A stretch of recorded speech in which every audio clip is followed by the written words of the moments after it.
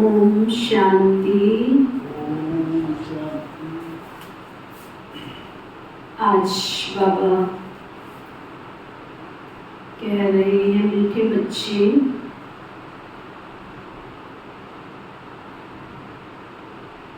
अभी तुम कौड़ी से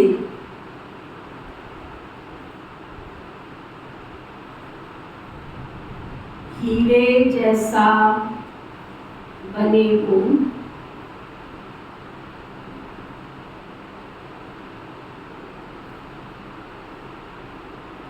ईश्वर की गोद पाना ही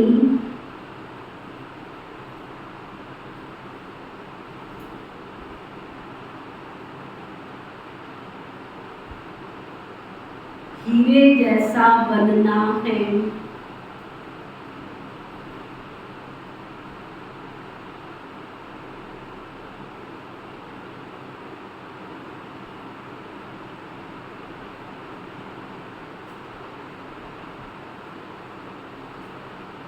श्रीमत तुम्हें हीरे जैसा बना देती है।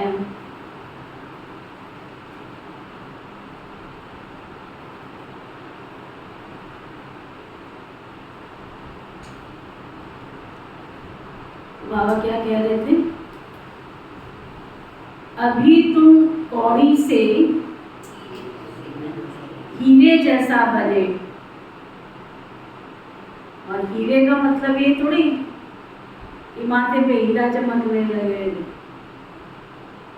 आत्मा हीरे जैसी बन रही है, साफ सुथरी। जैसे जैसे अंदर से साफ सुथरी आती है तो चमक बढ़ती जाती है। आप देखो, कैसी भी झुग्गी हो, झोपड़ी हो, घर हो, अगर उसकी साफ सफाई कर देते हैं तो वो भी चमकता है। आत्मा के अंदर से विकारों की मैल छट जाती है, वो भी चमकने लगती। लेकिन जन्म जन्मांतर की चढ़ी हुई इस मैल को उतारने की ताकत किसी मनुष्य आत्मा में, किसी गुरु गोसाई में तो है नहीं। तो बाबा सरल शब्दों में कह रहे हैं कि तुम बाबा की गोद में आते हो तो हीरे जैसा बन जाते हो। और वो भी बनोगे कब? केवल बाबा की गोद में आ गए तो थोड़ी बन जाओगे। जब उनका कहना मानोगे, वो जो कह रहे हैं वो संसार तुम प्रैक्टिकल धारणा करोगे, उसका स्वरूप बनोगे, जीवन में उतारोगे, तो फिर बाबा पूछ रहे हैं, सतयुग में किसी को भी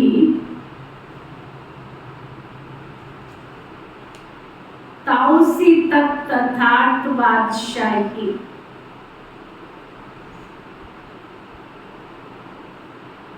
और किसी को दास दासी या प्रजा का पद मिलता है।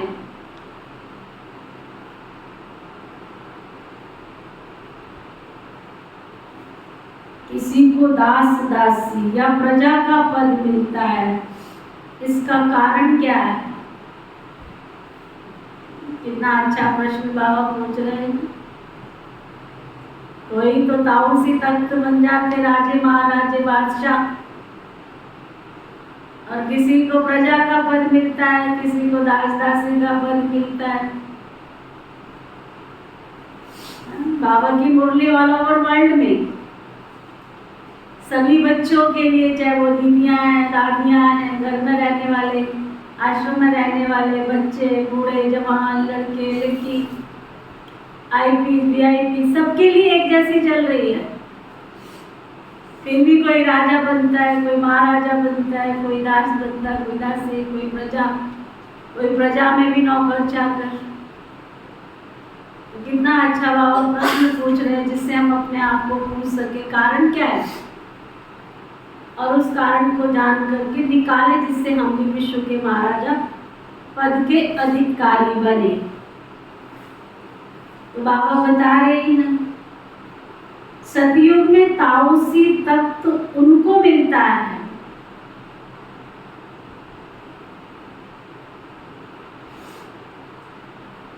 विश्व महाराजन पद उनको मिलता है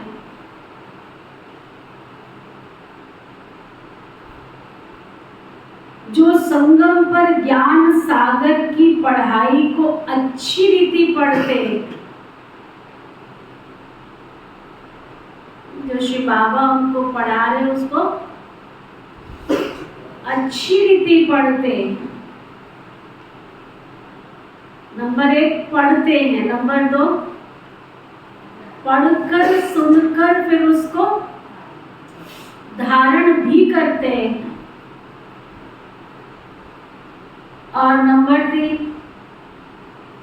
ज्ञान रत्नों का दान कर फिर बहुतों को आप समान भी बनाते।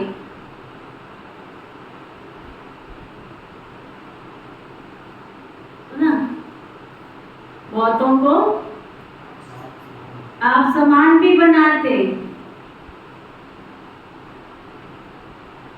अब आप देखो इसमें से क्या क्या कर रहे हो।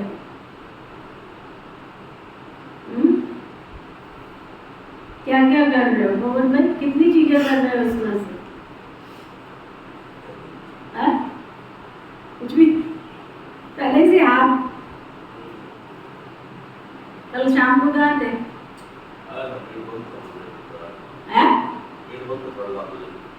ऐसे ही गेट बंद था 7:30 बजे, मतलब ही कोई नहीं। बेल बजा देते, ऐसा हो ही नहीं सकता बाबा का गेट बंद हो गए। 8 बजे के बाद आएगा।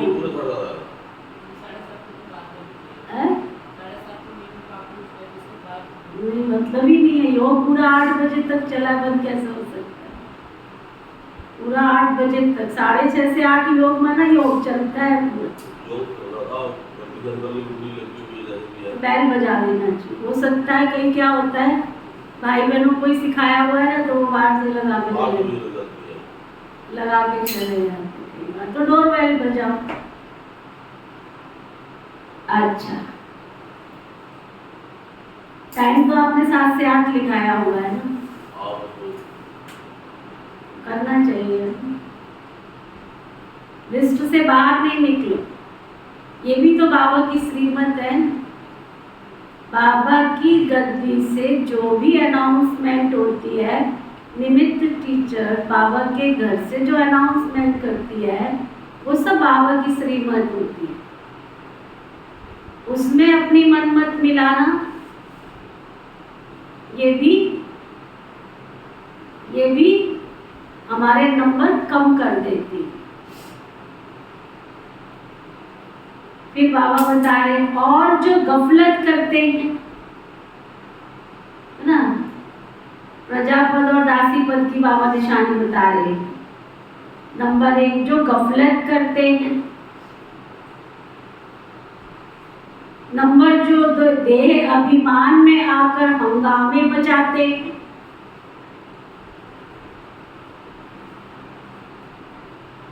उन्हें प्रजापद मिलता है।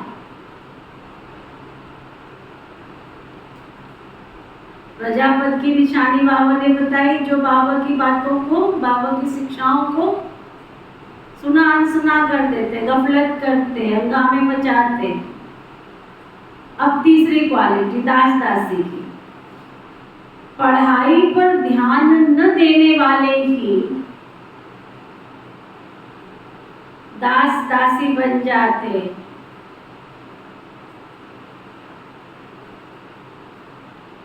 सुना, जो पढ़ाई पर ध्यान नहीं देते हैं, मतलब बाबा की बातों को पूरा तरह से जीवन में उतारते नहीं है ना, सुनते हैं लेकिन सुना अनसुना, कथा की तरह, जैसे आजकल भाई बहन सुन रहे हैं। कोई ब्रह्मचर्य व्रत की धारणा नहीं, कोई अन्न शुद्ध नहीं, कोई सत्संग नहीं, कोई सेवा नहीं, सेवा के नाम पे 0/0। बाबा के घर के काम को काम समझते, बाबा के घर की तो सेवा है ना। अपनी हिंदू संस्कृति में आप देखो, शुरू से लेके द्वापर से लेके देखो, आप मंदिर में, गुरुद्वारे में, मस्जिद में, चर्च में, सभी जो भी काम करते हैं उसको किस भावना से करते? सेवा से। और पहले लोग मंदिर में झाड़ू लगाते थे तो समझते थे कि हमको किसी को झाड़ू लगाने का मौका मिलता था, सफाई करने का मौका मिलता था, है ना। तो वो अपने आप को समझते थे कि आज मैं मंदिर की सफाई करके आई हूँ तो मैं कितना बड़ा पुण्य कमा के आई हूँ। और आजकल के भाई बहन क्या करते हैं, अपने भोग की प्लेट भी सरका के चले जाते हैं, वो भी बहन जी साफ करते तो अच्छी बात है। तो वो पुण्य कमा रहे हैं या पाप तो नहीं कहेंगे, लेकिन अपने पुरुषार्थ में से अपने ही नंबर माइनस करके जा रहे हैं। आप चप्पल उतारते हो, बाबा के घर में वहाँ डस्ट होती है, मिट्टी होती है ना। आप वहाँ पे मिट्टी फैला के गए लेकिन सफाई तो करके नहीं गए, वो कौन करेगा? किसी को तो करनी पड़ेगी। अब जिसने झाड़ू लगाई तो आप तो चप्पल से मिट्टी साथ ले आए थे, लेकिन जिसने झाड़ू लगाई उसने तो नंबर कमा लिया। तो बाबा के घर की बहुत प्यार से, स्नेह से सेवा करने से पुण्य जमा होता है। अगर हम सेवा ही नहीं करेंगे तो पुण्य कहाँ से जमा होगा? तो बाबा कहते हैं पढ़ाई पर ध्यान नहीं देने वाले क्या बनते हैं? दास दासी बन जाते हैं। बस सुना सुना, देखा देखी, आ गए, चले गए, बैठ गए, उठ गए। बाबा की आज्ञा न मानना मंजूर है, तो ना घर में बैठ जाए वो चलेगा, लेकिन बाबा की आज्ञा नहीं माननी है, शिक्षाओं पे नहीं चलना है, धारणा नहीं करनी है। बिल्ली को आता देख कबूतर आंखें बंद कर ले तो क्या बच जाएगा? बिल्ली के पंजे से बच जाएगा? चलो तुम घर में बैठ गए, तुमको अच्छा नहीं लग रहा है, बाबा के घर में बैठ भी गए, बाबा के घर की कोई सेवा नहीं कर रहे हो, तन से, मन से, धन से, समय से, संकल्प से, श्वास से नहीं कर रहे हो, अच्छी बात है, लेकिन तुम बच जाओगे। सतयुग में जाकर के तुम्हें चंडाल पद पाना है क्या? बाबा को तो सतयुग के लिए चंडाल भी चाहिए ना, सफाई कर्मचारी भी तो चाहिए ना। तो तुम अपना ही घाटा डाल रहे हो, बाबा के घर का कोई नुकसान नहीं कर रहे हो, क्योंकि एक बार बाबा तुमको ढूंढ कर ले आया है, बाबा के घर में आए हो, एक बार तुमने दिल से बाबा कहा है, तो सतयुग में तो तुम जाओगे ही जाओगे। लेकिन वहां जाके कम से कम पद तो मेरा ऊंचा मिल जाए ना मुझे। वो बाबा कहते पढ़ाई पर ध्यान न देने वाले, शिक्षाओं पर ध्यान न देने वाले फिर दास दासी बन जाते। सुनो दोबारा ध्यान से। सतयुग में ताउसी तख्त उन्हें मिलता जो संगम पर ज्ञान सागर की पढ़ाई को अच्छी रीति पढ़ते हैं और धारण करते हैं।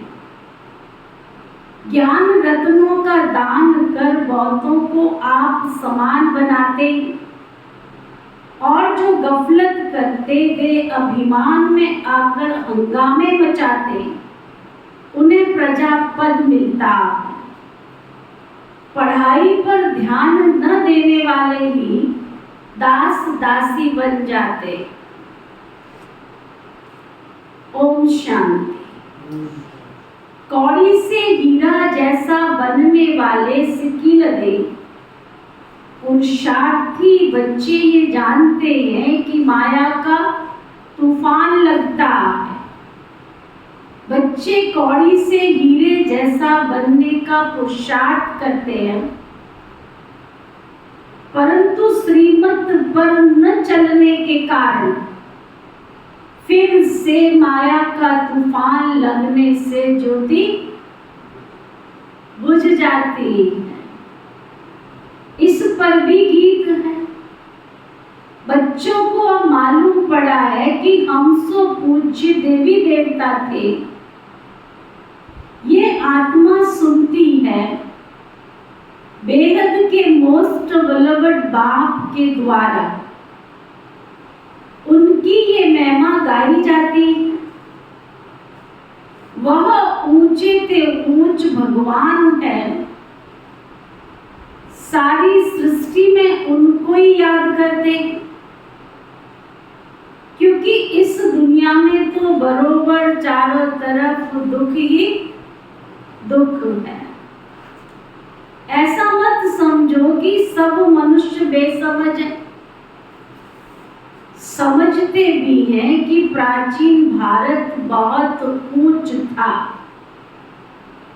और सभी खंड अथवा धर्म थे नहीं, इसलिए भारत को प्राचीन कहते।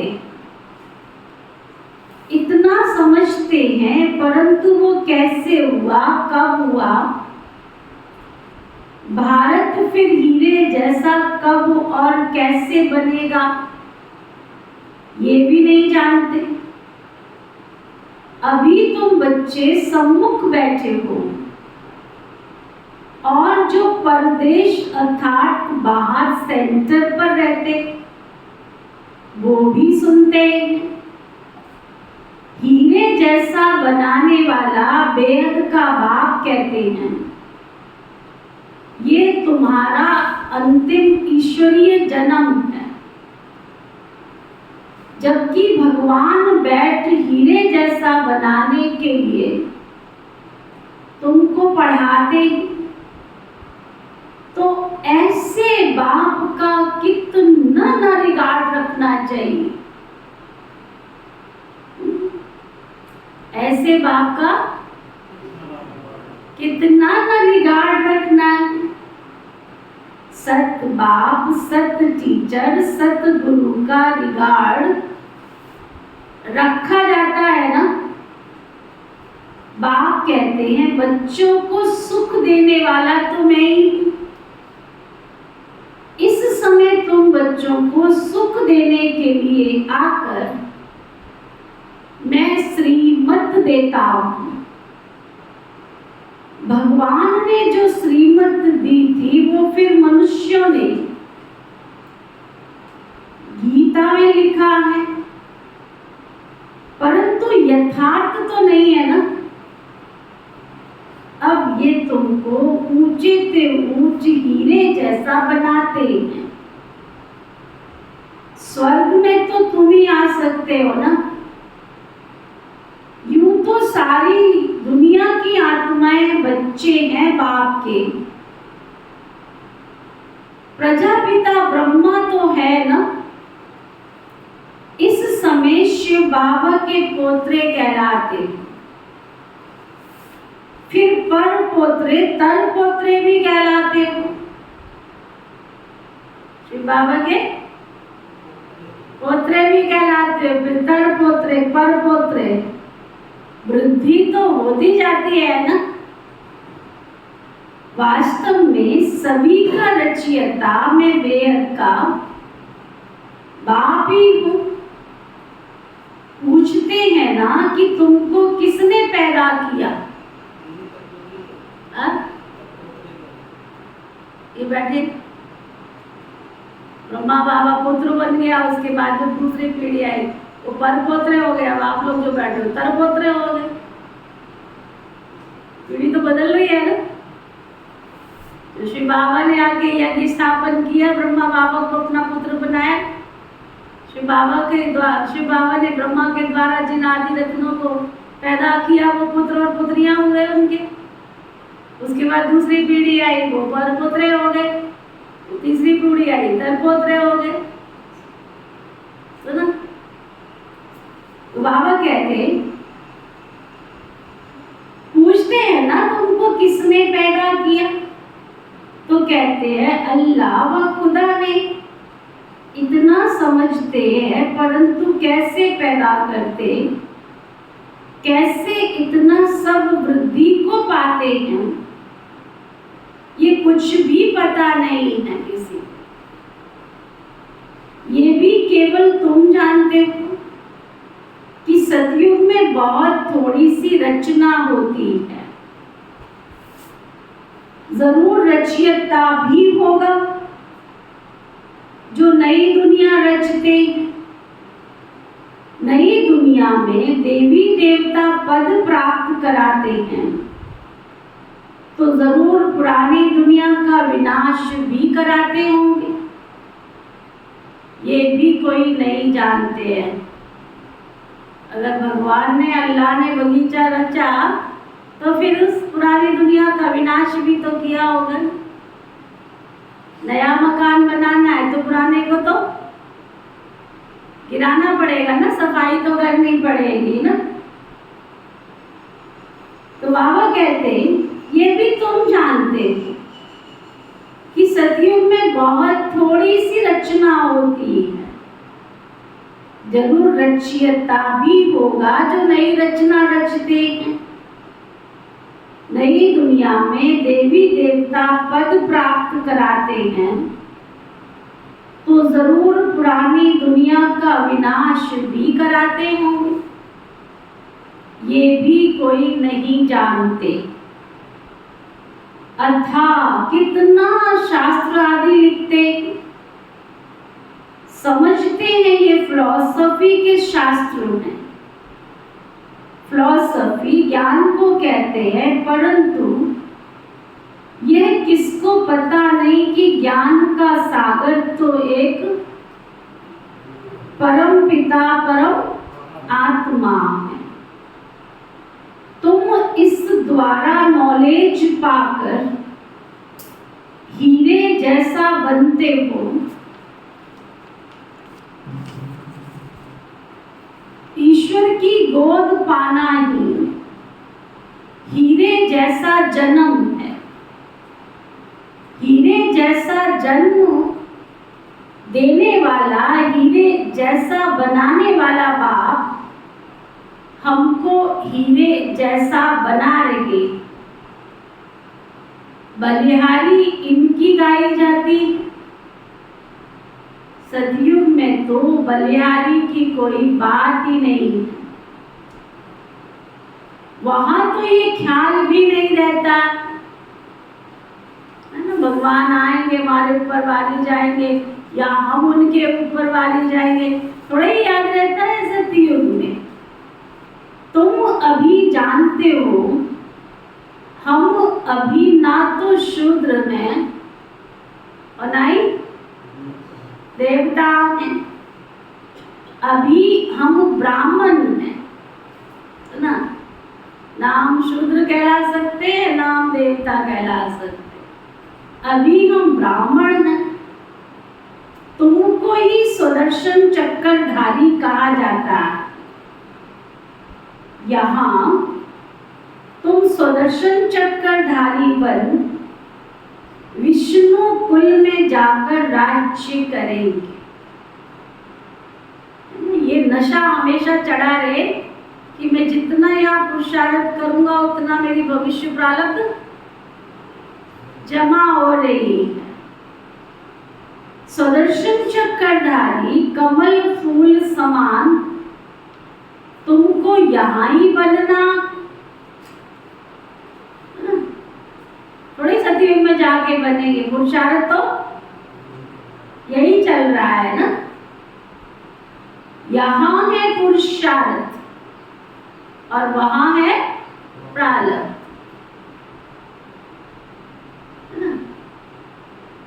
महात्मा जी समझा रहे थे,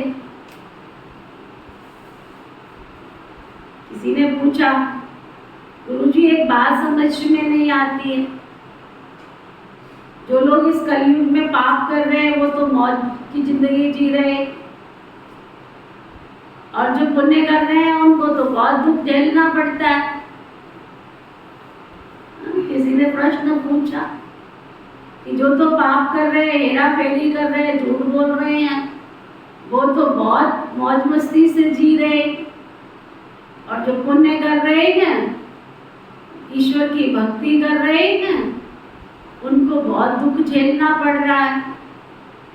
तो गुरुजी ने जवाब दिया ऐसा नहीं, ऐसा नहीं।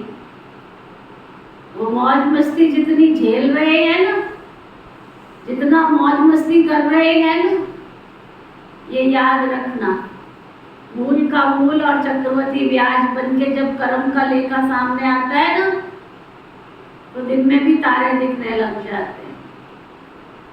कर्म का सिद्धांत है कि कर्म किसी को भी क्या, कर्म किसी को भी छोड़ता नहीं है। चाहे काजल की कोठरी में करो, चाहे मेरी कोठरी में करो, जहाँ तुम सारी लाइटें बंद कर दो, लेकिन जहाँ तुम पाप कर रहे हो ना, क्या सुन रहा है? तो यानी क्या रात को इतनी गहरी बात जो समझाने की, उसमें नींद कैसे आ रही तुमको? तो ना, अगर तुमने अंधेरे में भी पाप किया है ना, लेकिन पाप को पूरी रोशनी है। हर कर्म की क्रिया की प्रतिक्रिया होती है। जितना तेजी से गेंद को ऊंची तरफ उछाला जाता है ना, उतनी वो ऊंचाई पे जाती है। कर्म का सिद्धांत भी यही है, जितना तेजी से तुमने किया है उतनी तेजी से रिटर्न में तुम्हारे पास आए। कर्म से कोई भी नहीं बचा है। कर्म प्रधान विश्व रच राखा। विश्व के पिता परमेश्वर ने अपने आप को अलग करते हुए कर्म को सामने रख दिया है। हर मानव मात्र प्राणी के सामने कोई ये नहीं कह सकता है भगवान ने ऐसा किया, भगवान ने ऐसा किया, भगवान ने ऐसा किया। तुच्छ मानव मात्र प्राणी भगवान को दोष देते रहते हैं। भगवान तो दुख हरता है, सुख करता है, वो किसी को भी दुख नहीं दे सकता है। अगर तुम दुख के भागी बन रहे हो तो तुमने कहीं ना कहीं दुख दिया है। और इस अंधेर नगरी के अंदर, इस कलयुगी दुनिया के अंदर धोखे में मत रहना। कई लोग पाप करके फिर उस पाप की कमाई में से दान पुण्य कर देते हैं और समझते हैं हमने बहुत बड़ा पुण्य कर दिया। तुमने जो पाप किया है उस पाप का फल तो पाप ही है। तुम ये मत सोचना कि उसमें से तुमने निकाल के दान कर लिया तो तुम बहुत पुण्य आत्मा बन जाएंगे। पाप की सजा पाप है, पुण्य का फल पुण्य। बीजा पेड़ बबूल का तो आम कहाँ से हुई? बीजा पेड़ बबूल का तो आम कहाँ से हुई? बबूल का पेड़ बोने के बाद आम की इच्छा करोगे, नहीं मिलेगा। बबूल के पेड़ में खाद डालो, अच्छी वाली नीम की खली, सरसों की खली, दुनिया भर के दूध, घी, शक्कर सब कुछ डाल दो उसमें, क्या पैदा होगा? बबूल ही पैदा होगा। मैं तो नहीं समझती हूँ कि किसी ने बबूल में, है ना, घी डाला हो, दही डाला हो, दूध डाला हो, खली डाली हो, सरसों की भी, नीम की भी, और वहाँ आम निकलने शुरू हो गए हो, अनार संतरे निकलने शुरू हो गए हो। ऐसा होता है? होता है ऐसा? तो इसलिए सीधा सिद्धांत है कर्म का। पाप किया है तो पाप मूल अभिमान है। रामायण के अंदर एक चौपाई आती है, पाप मूल अभिमान है। अभिमान की जड़ क्या है? पाप। जिसको अभिमान आता है वो पाप किए बिना रह ही नहीं सकता है। अभिमान का दूसरा नाम पाप है, पाप का दूसरा नाम अभिमान। तो बाबा कह रहे हैं यहाँ है पुरुषार्थ और वहां है प्रारब्ध। ऐसी बातें दुनिया में कोई जानते नहीं। बाबा कहते माया ने भी तुमको बिल्कुल तुच्छ बुद्धि बना दिया है। तुम हीरे जैसे देवी देवता थे, पहले तुमको पता नहीं था। दुनिया में तो अनेक मत थी, कोई कहते हैं, कोई क्या कहते हैं, कोई क्या कहते हैं। कोई कहते हैं मनुष्य मरते हैं तो नए पैदा होते, कोई कहते हैं कि जैसा संकल्प करते हैं वैसा बन जाते। अनेक प्रकार की मत वाले। तुम हो श्रीमत पर चलने वाले। श्रीमत से ही तुम्हारी भी श्रेष्ठ मत बनती है। तुम ही जानते हो, सब तो इन बातों को जानेंगे नहीं। भल कोई लखपति पदमपति है, परंतु इस ज्ञान में आना बड़ा मुश्किल है। लखपति है, करोड़पति है, पदमपति है, कुछ भी है, कोर्टों में कोई ही आता है, क्योंकि साहूकारों के तो लफड़े ही बहुत। ड्रामों में भी ऐसी नूंद है, जो गरीब ही ईश्वर की गोद लेते। ये रथ तो उनका ही है ना, बाप दादा दोनों इकट्ठे हैं, ये भी तुम समझते हो। निराकार भगवान को अपना शरीर नहीं है तो जरूर लॉन पर शरीर लेना पड़े, तब तो भगवान वाच हो ना। श्री कृष्ण भगवान वाच तो हो नहीं सकता, उनको तो सब झट से देख लेंगे सामने आते, कौन छोड़ेगा उसको। एक साधारण सा कोई एमपी एमएलए होता है, उसको भी लोग घेर लेते हैं। एक साधारण सा कोई संत महात्मा है, नामाचार हो गया तो भी उसने अपने कमांडो, आजकल नई भाषा निकली है कमांडो, वो कमांडो के साथ चलते हैं। उनके चारों तरफ कमांडो होते हैं, उनको घेर लेते हैं। और श्री कृष्ण आ जाए तो क्या कपिल भाई, अगर श्री कृष्ण हाजिर हो जाए तो छोड़ेंगे लोग इसको। इतना मनमोहक, जिसके फोटो से इतना प्यार, जिसकी मूर्ति से इतना प्यार, उसको छोड़ेंगे। एक शॉप पे गए हम, इतना छोटा सा था, इतना छोटा सा खाना, इतना छोटा सा। तो एक लिस्ट थी उसके साथ में, तो मैंने उसको पूछा ये क्या है इसमें? कहता है एक बंदा इसको खरीदने के लिए आया था, तो उसमें लिस्ट दे के गया है, इसकी नोजी ठीक करो, इसकी पलक ठीक करो, इसका ये ठीक करो, इसका ये ठीक करो। तो अब ये ठीक कराने जा रही है।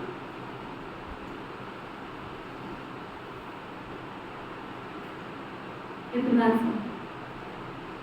इसके होंठ ठीक नहीं है, इसकी पलक ठीक नहीं है, इसका एक आंख में ऐसे दिख रहा है, दूसरी में ऐसे दिख रहा है। मेरे दिमाग में ये फितूर चलता रहा, काफी मैं सोचती रही, हे ईश्वर तेरी बनाई हुई कैसी विचित्र दुनिया है। तेरे में खोट उसको सारे दिख रहे हैं, लेकिन अपने खोट उसको कुछ भी नहीं दिख रहे। कि तेरी नोजी क्या है, तो तेरी पलक क्या है, तो तेरी आंखें क्या है, तेरे को अपने खोट कुछ नहीं दिख रहे। जिसको कबीर ने कहा बुरा जो देखन में चला, बुरा ना दिखिया कोई, जब दिल खो जा आपना तो मुझसे बुरा ना कोई। इतनी सी छोटी सी मूर्ति में भी कहता लेके इसी को जाऊंगा, ठीक करवा के दो, इस सिलेक्शन है मेरी। इतनी सी, क्योंकि आजकल रिवाज है ना, घर में इतना काना, फिर इतना काना, फिर इतना काना, फिर इतना काना, 4-4, 5-5 रखते। कहते हम 4 बच्चे घर पर रखते हैं, तो हम 4 काना नहीं रखेंगे। काना रखना बहुत अच्छी बात है, काना जैसा बनना है ना। इतनी सी ड्रेस तो खरीद के ले आते हो,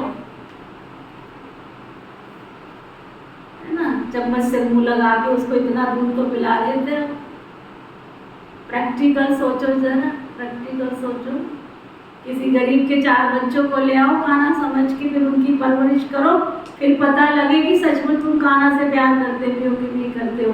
क्योंकि काना के साथ जो गोप और गोपियां थे ना, वो बहुत साधारण से थे। काना जाता था मक्खन चोरी करने के लिए, खुद नहीं खाता था। क्या बोलता था? ए मनसुखा आजा, तू किधर है? एक मनसुखा था ना, उसके गोप का नाम मनसुखा।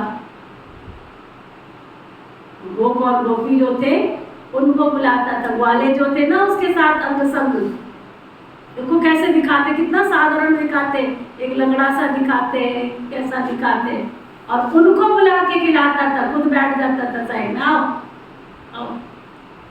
अगर सच्ची भक्ति करनी है तो गरीबों से प्यार करना सीखो, गरीबों से प्यार करना सीखो, है ना। बाजार जाएंगे, फटा हुआ साधारण सी चीज उनके लिए लेकर के आएंगे, घर का बचा हुआ माल उनको खिलाएंगे, कई दिन का बासी पड़ा होगा तो उसको खिला दो। क्या सोच है हमारी भारतीय संस्कृति में, कैसे नीचे लोग गिर गए हैं। बिल्कुल तुम्हारे पेट लगा है उनको भी पेट लगा है, तुम्हारी नाक लगी है ना उनको भी नाक लगी है, तुम्हारे मुंह में स्वाद है ना तो उनके मुंह में भी स्वाद है। थोड़ा अपनी सोच को बदलो तो सच्ची भक्ति दिखाई पड़े। तो बाबा कहते ड्रामा में नोंद ही ऐसी है जो गरीब से ईश्वर, गरीब को ईश्वर प्यार करते हैं, ईश्वर की गोद में आते हैं। ये रथ जो उनका है ना, बाप दादा दोनों इकट्ठे, ये भी तुम समझते हो। निराकार भगवान को अपना शरीर नहीं है तो जरूर लौन पर शरीर लेना पड़े, तब तो भगवान वाच है ना। श्री कृष्ण भगवान वाच तो हो नहीं सकता, उनको तो झट सब जान लेते। ये है निराकार, इसलिए उनको कोई नहीं जानते। आजकल बहुत मनुष्य वेश बदल कर कृष्ण का रूप धारण कर लेते, पैसे कमाते, सब माया के मुरीद बन गए। अभी तुम ईश्वर के मुरीद बनते हो, कोई तो 100% ईश्वर की मुरीद बने, उनकी शरण ली है, बाकी सब माया रावण की शरण में फंसे पड़े। बाबा ने समझाया है खास भारतवासी सब शोक वाटिका में है, सारी दुनिया ही लंका है। उन्होंने तो शास्त्रों में हद की बातें लिख दी है, बेहद का बाप बेहद की बातें सुनाते हैं। तुम जानते हो अभी हम ईश्वर की गोद में हैं, फिर हम नई दुनिया के मालिक देवी देवता बनेंगे, महामाया कोई होती नहीं है। सूर्यवंशी चंद्रवंशी बड़े साहूकार होते हैं। फिर जब वैश्यवंशी बनते हैं तब हीरे जवाहरात के मंदिर बनाते। पहले पहले जो हीरे जवाहरात के मंदिर बनाते वे ऐसे महलों में रहते, इसलिए गाया जाता है भारत हीरे जैसा था, अब तो बिल्कुल कौड़ी मिसल है। ये है ही पतित दुनिया। भारत ही सचखंड पावन था, भारत ही अभी पतित खंड है।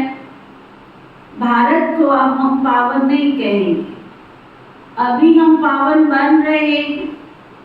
वहां तो है ही संपूर्ण निर्विकारी दुनिया। कृष्ण की कितनी भारी महिमा है, उनको झूले में झुलाते हैं परंतु उनकी बायोग्राफी को जानते नहीं है ना। झूला बनाएंगे झुलाएंगे, उनको क्यों झुलाते हैं ये पता नहीं।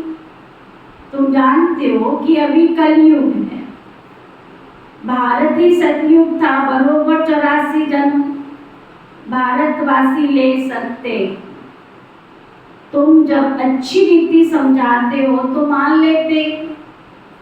इस ईश्वरीय गोद से भारत हीरे जैसा बनता है, यथा राजा रानी तथा प्रजा। प्रजा को भी हीरे जैसा ही कहेंगे ना। अभी यथा राजा रानी तथा प्रजा सब कौड़ी मिसल है। अब हीरे जैसा बनाने वाला बाबा आया तो बच्चे तुम्हें पूरा पूरा पूरा पुरुषार्थ करना है। हीरे जैसा बनाने वाले बाप से पूरा योग लगाना है। तुम जानते हो शिव बाबा से हम वैकुंठ का मालिक बनते। पढ़ाई पर ही तो सारा मदार है ना। पढ़ाई का ख्याल तो सबको करना चाहिए। घर में काम काज करते ऐसे समझो कि हम गॉड फादर के स्टूडेंट हैं। हमारी पढ़ाई बिल्कुल सहज है। एक घड़ी भी आकर सुनना तो जरूर चाहिए ना। क्या कहा बाबा ने? चाहे एक घड़ी आओ, परंतु ये थोड़ी है कि हम घर में बैठ गए। क्या राधा रानी? अरे नहीं, 1 घंटा तो कोई बात नहीं, 1 घड़ी तो है कि नहीं तुम्हारे पास? भगवान के घर का कोई महत्व है या नहीं है? भगवान के घर का कोई महत्व है या नहीं है? लाखों करोड़ों आत्माओं के धन को सफल करके भगवान ने ये भवन बनाया है तो देखने के लिए थोड़ी बनाया है। उस चार्जर हाउस में जब तक तुम आओगे नहीं, तुम्हारे पाप कैसे धुलेंगे, कैसे नष्ट होंगे, कैसे खत्म होंगे? फिर रोएंगे दीदी क्या करे, ये परेशानियां अभी क्या है, अभी तो बहुत परेशानियां आने वाली। जब तुम थोड़ी छोटी छोटी बातों में भगवान के घर को छोड़ देते हो तो बड़े दुख के पहाड़ गिरेंगे, तब क्या करोगे? सोचो जरा, विचार करो।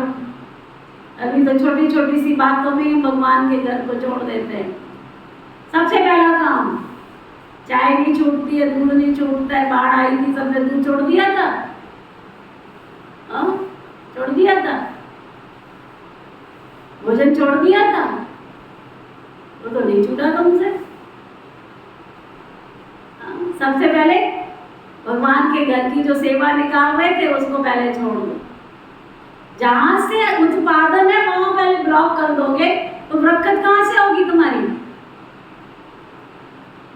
जहां से तुम्हारी खेती पैदा हो रही है तुम दाने ही खत्म कर दोगे, खेती में डालने के लिए रखोगे ही नहीं, तो कहां से आगे फसल पैदा होगी तुम्हारी? कितना हमारी बुद्धि बंद हो जाती है। तन नहीं लगाओगे तो तन स्वस्थ कहां से होगा? छोड़ दो सेवा। बाबा ने तो काम करा लेना है, सेवा उसकी रुकने वाली नहीं। परंतु ये एक बात याद रख लेना, तुमने भगवान की सेवा को अगर तिरस्कार किया तो तुम ये सोच लो कि आजीवन तुमने अपने घर में रोग को बुला लिया, उस रोग से तुम मुक्ति नहीं पा सकते हो। लिख के ले जाना यहाँ से। अगर तुमने कोई बीमारी का कारण बताकर भगवान के घर की सेवा छोड़ी तो कभी तुम स्वस्थ नहीं हो सकते हो। अरे दादियों के अनुभव तो सुनो। एक बार निर्मल शांता दादी को फीवर हुआ। बाबा ने डॉक्टर से कहलवा दिया कि बच्ची को जो है ना, बाबा से पूछा गया, वतन में जाती थी ना दादियां, तो बाबा को पूछा, बाबा बच्ची की तबीयत बहुत खराब है, ठीक नहीं हो पा रही है, क्या करना चाहिए? तो वतन से संदेश आया कि बच्ची को, और दादी को अस्थमा जैसी प्रॉब्लम थी, श्वास की प्रॉब्लम थी, है ना जी, श्वास जैसी प्रॉब्लम थी, अस्थमा जैसी प्रॉब्लम थी, बहुत बीमार थी दादी, श्वास लेने में भी दिक्कत हो रही थी। बहुत दवाई की, बाबा के पास संदेश भेजा, पूछा बाबा क्या करना चाहिए बच्ची का, क्या ट्रीटमेंट करें, कैसे करें? तो वतन से संदेश आया कि बच्ची को बर्फ के पानी से नहलाओ। बर्फ की सिल्ली मंगाई गई, नजला हो रहा है, बुखार आ रहा है, और वतन से संदेश आया। अब बाबा का वतन से संदेश आया तो क्या करें? तो वतन से संदेश आया कि सिल्ली मंगाओ बर्फ की, ठंडे पानी से नहलाओ। अब ठंडा पानी किससे बनेगा? उस जमाने में इतने बड़े बड़े फ्रिज तो थे नहीं, वाटर कूलर तो थे नहीं, तो बर्फ की सिल्ली मंगाई गई और उसको पानी बनाया गया और वो रखा गया, सुना, और तैयारी की गई दादी को उस बर्फ के पानी से नहलाने की। जैसे ही मग्गा उठाया, दादी को कोई संकल्प नहीं आया कि मैं कैसे नहाऊंगी, ऐसे कैसे होगा। दादी बिल्कुल निश्चिंत भाव से बैठी थी, ऐसे कि मेरे ऊपर पानी ये पड़ेगा और मैं ठीक हो जाऊंगी, वतन से संदेश आया, सुना। तो जैसे ही वो बैठी और मग्गा उठाया तो मग्गा डाला नहीं, वतन से संदेश आया नहीं। अब क्या कहते, ये बच्ची की बहुत बड़ी परीक्षा थी, निश्चय की, कि बाबा की जो श्रीमत मिली उस श्रीमत में कितना निश्चय है। और वो दिन की लास्ट समय तक दादी का नजला, जुकाम, अस्थमा की बीमारी हमेशा के लिए खत्म हो। आजकल ऐसे निश्चय बुद्धि भाई बहन है कि हमारे पास नजला है नहीं, जुकाम है नहीं, पहले आके बोलेंगे हमको नजला जुकाम है, तो भगवान कहता तथास्तु, कहता तथास्तु। सेवा छोड़कर तुम अगर बीमारी को लेके बैठोगे और तुमको बीमारी ठीक हो जाए, नहीं हो सकती है, लिख के ले जाओ यहाँ से। क्या कमाल के निश्चय दादियों के, क्या कमाल के। मन की आंखें हर घड़ी उस ईश्वर को देखती थी। एक बार दादी निर्मल शांता दादी जा रही थी बाबा को लेकर के, ब्रह्मा बाबा गाड़ी में बैठे थे और उस समय पर वो धारा लगी हुई थी, 144 धारा होती है, कौन सी धारा होती है जिसमें कोई जा नहीं सकता है बाहर, ऐसा कुछ था। तो पुलिस वाले ने उसको रोका, ऐसे किया, दादी ने ऐसे किया और चली गई, रुकी नहीं।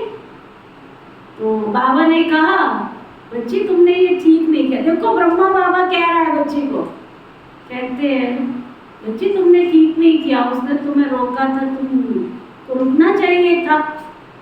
कहती बाबा उसको पता नहीं है ना कि इस गाड़ी में खुदा दोस्त बैठा हुआ है। कितनी ऊंची आंखें, कितनी अंदर का निश्चय कि कितना उसको भगवान दिखाई देता है, बाप नहीं दिखाई दे रहा था, मेरा बाप बैठा है। कहते उसको पता नहीं ना कि इस गाड़ी में खुदा दोस्त बैठा हुआ है। चलो ठीक है, फिर वापस आई, वापस उसने हाथ दिया, गाड़ी रोकी, ठीक है, इधर गाड़ी से नीचे उतरी। तुम्हें पता है इस गाड़ी में कौन बैठा है? इस गाड़ी में खुदा दोस्त बैठा है। आज तो तुमने हाथ दिया, आगे से हाथ भी मत दे ना, आज से गाड़ी को रोकने की हिम्मत मत करना।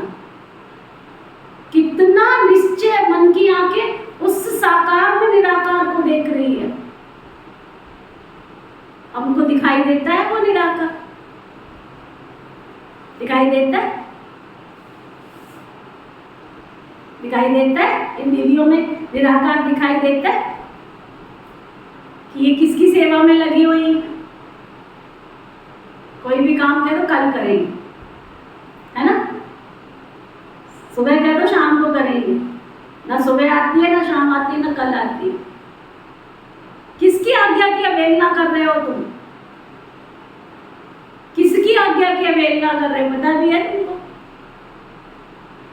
ये सोच अपने अंदर अंदर चेक करो, वो निश्चय चाहिए, अंदर का जुनून चाहिए। बाबा कहते हमारी पढ़ाई बिल्कुल सहज है। अरे एक घड़ी भी आकर सुनना तो जरूर है ना। ऐसे कौन से पीजीआई के पेशेंट बन गए कि सतगुरुवार को तुम बाबा के घर में नहीं आ सकते हो? आज प्यार से भक्ति में कहते थे कुछ कुछ भोग लगाऊं मैं। आज भगवान के सामने तुम बैठे हो और भगवान के आगे भोग लगाने की तुमको समझ ही मिली है। ना भोग खाने की कद्र ना भोग लगाने की कद्र। खाना खा लिया, चप्पल रोटियां खा ली, फिर उठ गए, फिर शाम को भोग लेने आ गए। इसको भोग कहा जाता है क्या? हमारी दादियों ने जब तक बाबा की थाली का अमृत नहीं पिया ना, तब तक लास्ट समय तक मजाल है कोई रोटी की ग्राही भी अंदर चली जाए। पुरानी माताओं को देखो, मजाल है उनके अंदर कोई दाना पानी अंदर चला जाए। आज सतगुरुवार मेरे बाबा का भोग लग के आया है और जब तक मैं अमृत नहीं पीऊंगी, भोग नहीं खाऊंगी, तब तक मैं इस शरीर को कुछ नहीं ले सकती। और उसको रोग आए दादियों को, लेकिन उस रोग ने भी क्या किया? भोगनाओं को काटने का काम किया। तो एक घड़ी तो जरूर आकर सुनना चाहिए ना। पॉइंट्स ऐसी अच्छी अच्छी निकलती है जो कोई भी समय अचानक ही किसको तीर लग जाता है। इसलिए मुरली तो कैसे भी जरूर सुननी चाहिए। नहीं सुन सकते हैं तो कैसे भी करके पढ़ाई तो पढ़नी चाहिए ना। हर तरह का प्रबंध हो सकता है। पहले तो एक हफ्ता भी अच्छी रीति समझना, फिर नई नई पॉइंट समझने के लिए पढ़ना भी जरूर है। बाबा पढ़ाते रहते हैं, पॉइंट्स निकलती रहती है। बोर्ड पर भी लिख सकते हो। बहनों और भाइयों, आओ तुमको सबको इस सहज ज्ञान और सहज राजयोग से हीरे जैसा बनावे। तुम्हारे पास तो चित्र भी सब है, उन पर समझाना भी सहज है।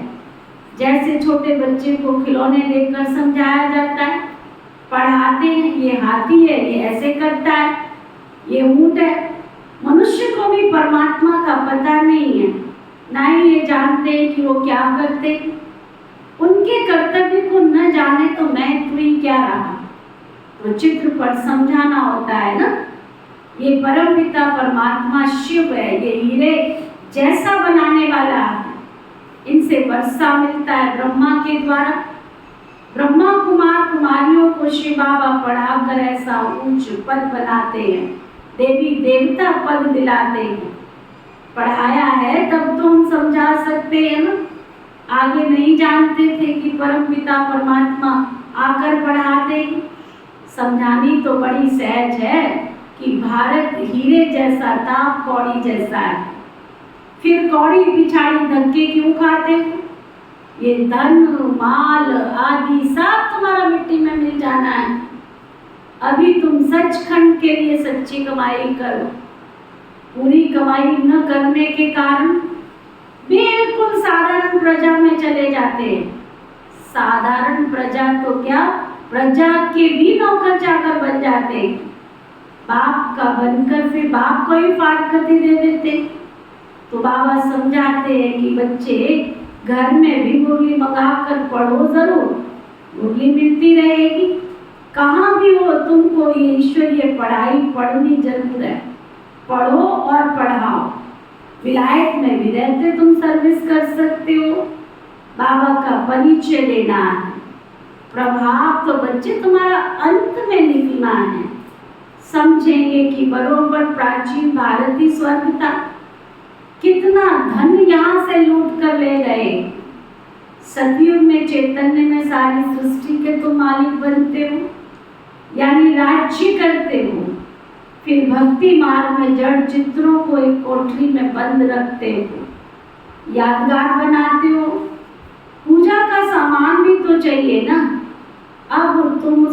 कुछ जान गए हो कि हम सब पूज्य थे, अब पुजारी बन गए। पूज्य से पुजारी बनने में हमको कितना समय लगता है, कैसे मंदिर बने? हमने ही तो मंदिर बनवाए हैं। हमने अपने जड़ चित्र बनाकर अपनी पूजा शुरू की। कितनी वंडरफुल बातें हैं। बाबा समझाते हैं, बच्चे कोई भी गफलत नहीं करो। देही अभिमानी बनने से तुम हीरे जैसे बनेंगे। देह अभिमान में नहीं आना है। देह अभिमान में आकर बड़े बड़े हंगामे मचाते हैं, लड़ाई झगड़ा करते हैं, तो अपनी भी सत्यानाश और दूसरों की भी सत्यानाश कर लेते। एक ही ज्ञान सागर से कोई पढ़कर ताऊसी तख्त पर बैठते, कोई दास दासी बनते। देखो, श्री लक्ष्मी श्री नारायण स्वर्ग के बादशाह थे। कितनी उनकी महिमाएं, कितनी पूजा होती है, कितने मंदिर बनाते। अब तुम जानते हो, हम फिर से सूर्यवंशी श्री लक्ष्मी श्री नारायण बन रहे हैं। फिर सूर्यवंशी से चंद्रवंशी में आएंगे। राजा ही लेना इतना ऊंच पद है। पुरुषार्थ ऐसा करना और कराना है। अगर कराना नहीं जानते तो गोया पुरुषार्थ करना भी नहीं सीखे। आप समान ही नहीं बना सकते हो। क्या सुन रहा कंवरपाल? आप समान ही नहीं बना सकते हो तो राजा रानी नहीं बन सकते। अविनाशी ज्ञान रत्नों का दान करना, ये नशा बहुत थोड़ों को रहता। देही अभिमानी हो रहने से खुशी का पारा चढ़ेगा। मम्मा बाबा को देखो, क्या देखो मम्मा बाबा को, कितने ख्यालात रहते हैं। बाबा को तरस पड़ता है कि इस बच्ची को मार देती है, कैसे बचाएं। ऐश्वर्य देने में कितने हंगामे हैं। सर्वशक्तिमान शिव बाबा द्वारा भारत को हीरे जैसा बनने की लॉटरी मिलती है। यहाँ तुम सम्मुख सुनते हो, अच्छा लगता है। बाबा डोज चढ़ाते रहते। बच्चों को भी कदम कदम कदम पर श्रीमत पर चलना चाहिए। अच्छा, मीठे मीठे सिकिलदे बच्चों प्रति माता पिता बाप दादा का याद प्यार और गुड मॉर्निंग। रूहानी बाप की रूहानी बच्चों को नमस्ते। हम सब रूहानी बच्चों की सिखवा प्रेम से नमस्ते नमस्ते नमस्ते जी। धारणा के लिए मुख्य सार पुरुषार्थ की विशेष पॉइंट। सुख देने वाले बाप टीचर सतगुरु का रिगार्ड जरूर रखना है।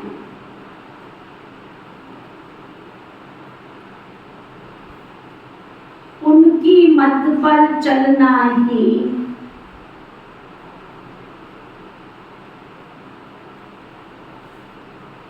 उनका रिगार्ड है।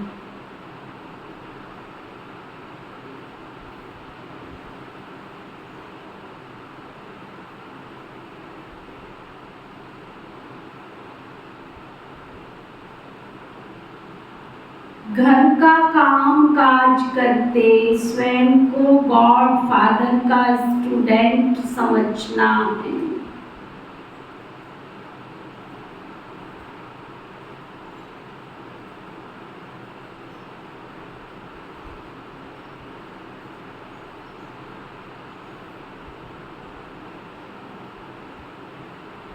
पढ़ाई पर पूरा पूरा ध्यान देना है।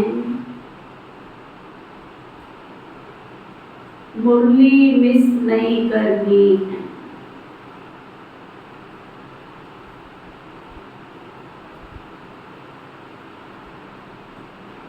सच खंड के लिए सच्ची कमाई करनी है।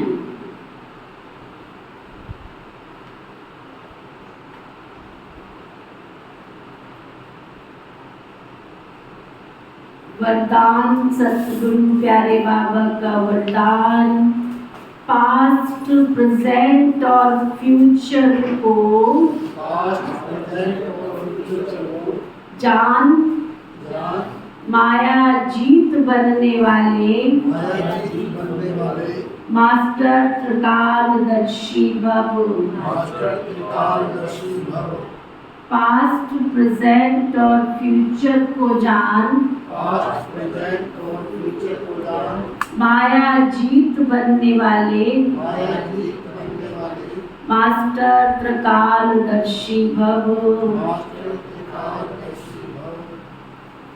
पास्ट प्रेजेंट और फ्यूचर को जान।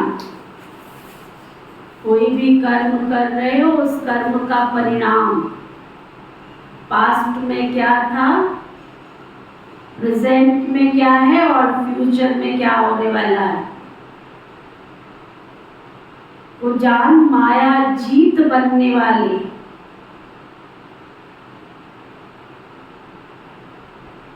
मास्टर त्रिकालदर्शी भव।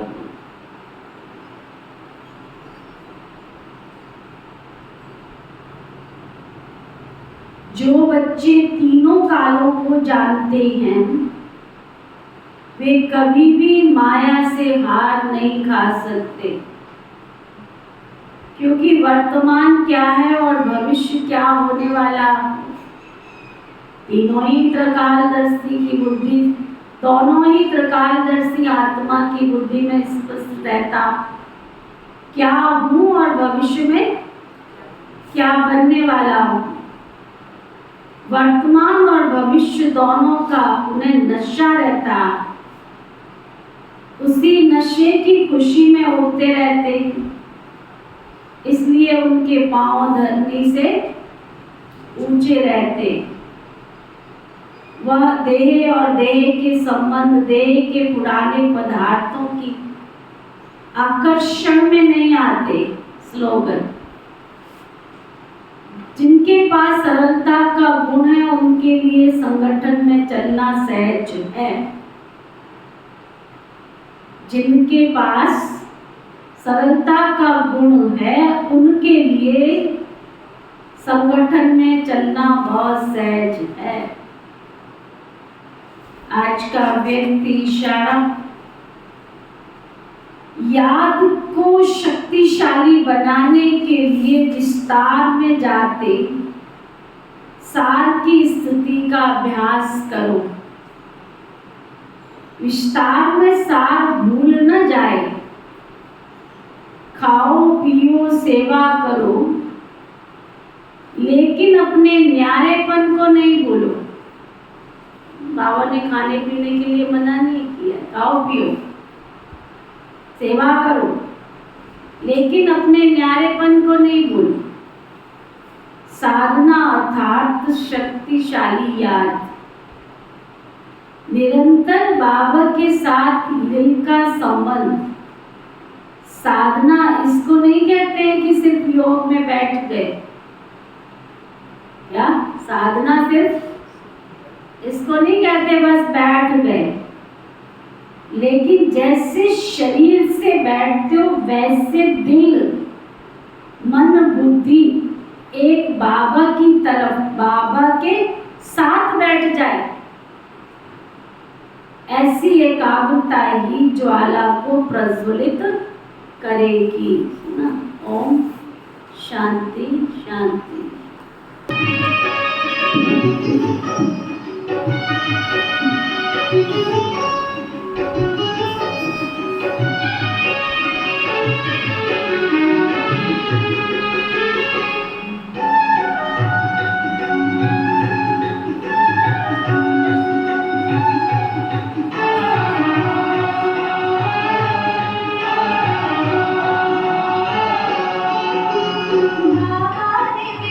दिल को निजहां बना लिया है।